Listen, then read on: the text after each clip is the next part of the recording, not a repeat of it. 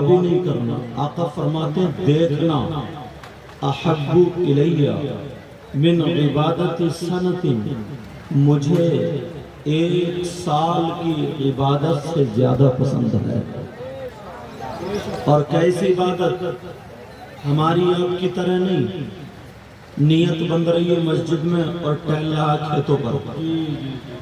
آقا فرماتے ہیں مع صیامھا و قیامھا، رات کو نوافل پڑھتا ہو اور دن میں روزے رکھتا ہو، ایسی ایک سال کی عبادت سے کسی عالم کی طرف ایک مرتبہ دیکھنا مجھے زیادہ پسند ہے. تو یہ وہ علماء جن کا دیکھنا عبادت ہے، جن سے مصافحہ کرنا ایسا ہے جیسا کہ اللہ کے رسول سے مصافحہ. زندے تو زندے، مردوں کا بھی فائدہ. آمنہ کے لال بیان فرماتے ہیں، توجہ رکھنا، آقا بیان فرماتے ہیں اگر کوئی عالم یا متعلم، کوئی پڑھانے والا یا پڑھنے والا کسی بستی کے قبرستان سے گزر جائے، کچھ دعا نہ کرے، پڑھے نہیں، مرہ کا لفظ خالی گزر جائے، آقا فرماتے ہیں اس کے گزرنے کی برکت یہ ہوگی کہ اس قبرستان کے مردوں سے اللہ تعالیٰ 40 دن کے لیے عذاب اٹھا لیتا ہے. یہ وہ علماء ہیں. اب ذرا سنو، اپنے گریبان میں جھانکنا. پیارے جلسے کرتے ہیں، پروگرام کرتے ہیں، عرس بھی ہوتے ہیں، مگر ایک حدیث مجھ سے سنتے چلو. آقا کی امت کو سامنے رکھو، نبی فرماتے ہیں میری امت میں 3 قسم کے لوگ ایسے بھی ہیں، چاہے وہ مرد ہو یا عورت. ہر قسم کے لوگ آتے ہیں نا، کچھ تو خالی اپنی بیوی کو موٹر سائیکل پہ گھمانے کے لیے آتے ہیں، ایسے بھی لوگ ہیں. کچھ لوگ خالی چلو ہوا کھا کر کے آتے ہیں، چلو کچھ بچوں کو کچھ خریدوا کر کے لاتے ہیں.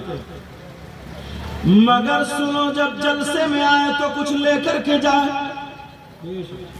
آقا فرماتے میری امت میں 3 قسم کے لوگ ایسے ہیں. ایک ایک جملہ سن کے جانا، وقت بہت نازک ہے. آقا فرماتے ہیں کیسے؟ ذرا سنو. نبی فرماتے ہیں 3 طرح کے لوگ ایسے، اگر وہ جلسہ کرے تو ان کا جلسہ قبول نہیں،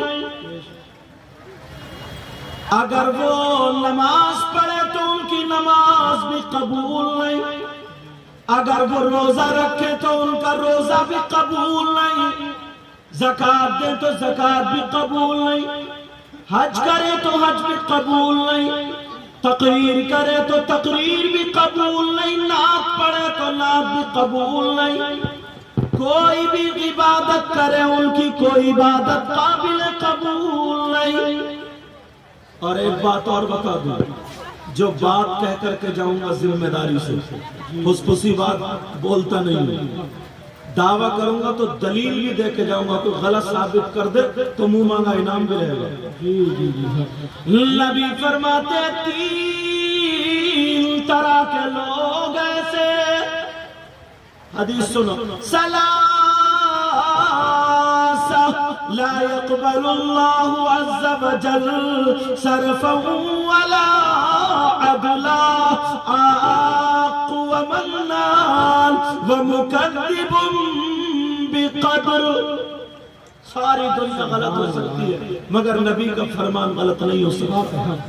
شروع میں مجمع بہت بھرا ہوا ہوگا، بہت بھرا ہوا، مگر نعتوں پر نعتیں پڑھنا اچھی بات ہے، سننا بھی اچھی بات ہے، مگر موقع محل دیکھا جاتا ہے.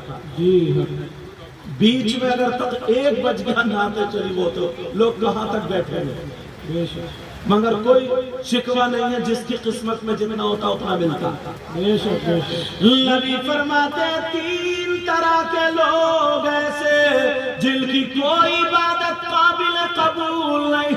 جلسے میں آنے والوں کہیں ایسا تو نہیں ہے تم نعرے لگا رہے ہو تمہارا نعرہ قبول نہ ہو، تم عرس میں آ رہے ہو تمہارا عرس میں آنا قبول نہ ہو، نماز پڑھ رہے ہو نماز پڑھنا قبول نہ ہو، ساری عبادتیں کر رہے ہو مگر کوئی عبادت قابل قبول نہیں، کون ہے وہ؟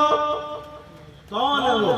میں حدیث سے کھولوں گا، تم اپنے گریبان میں جھانکنا اگر ہو تو اللہ کے ولی کے عرس کے موقع پر توبہ کر کے جانا، اللہ غفور رحیم ہے، معاف فرما دے۔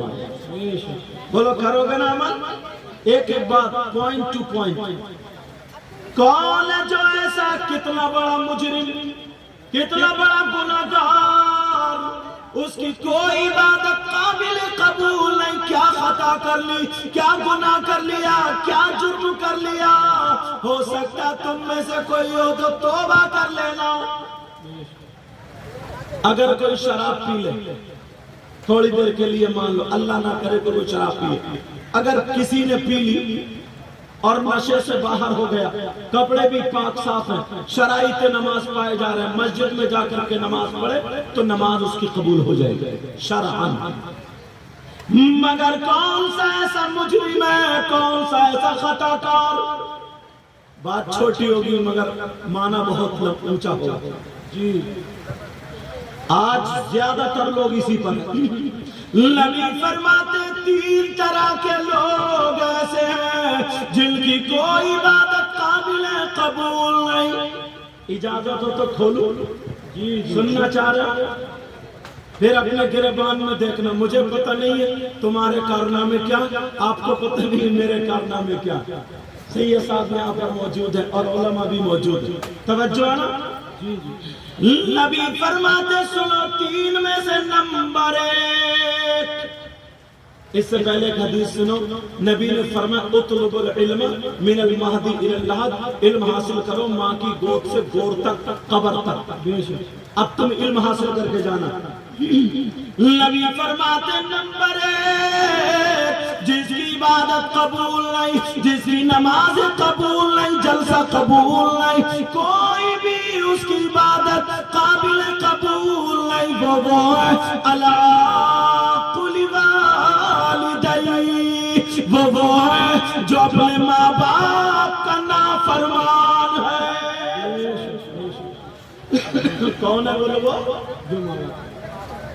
اگر ماں باپ کا کہنا نہیں مانتا، ماں باپ کو ستاتا ہے، ماں باپ کو تکلیف دیتا ہے، دعوے سے کہہ رہا ہوں غلط بولوں تو یہ مجھے پکڑ لیں گے، اس لیے میں نے حدیث پڑھ دی ہے۔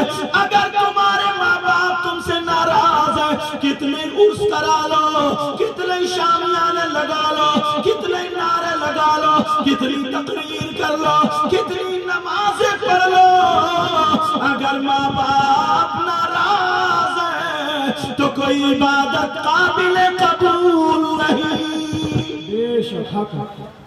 اگر ماں باپ ناراض ہے تو کوئی عبادت قابل قبول نہیں۔ تو پہلا سبق تمہارے لیے کیا ہے؟ پہلا میسج کیا تمہارے لیے؟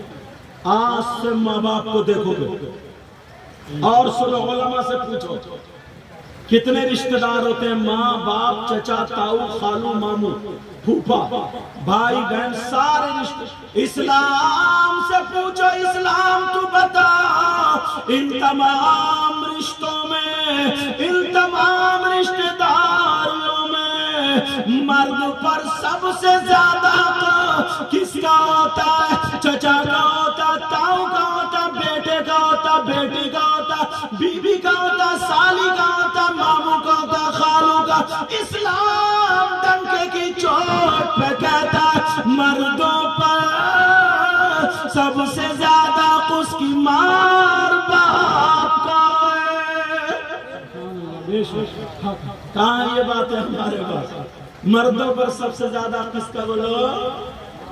اچھا میری بہنیں بھی آئی ہیں، عورتیں بھی، ان کے بھی رشتہ دار ہیں نا، ان کے بھی ماں باپ چچا تاؤ وہی رشتہ دار ان کے جو مردوں کو تھے۔ اب پھر اسلام سے پوچھو، یہ بھی کچھ لے کے جائیں، عورتوں پر سب سے زیادہ کس کا ہے؟ عورتوں پر سب سے زیادہ اس کی ماں کا نہیں، اس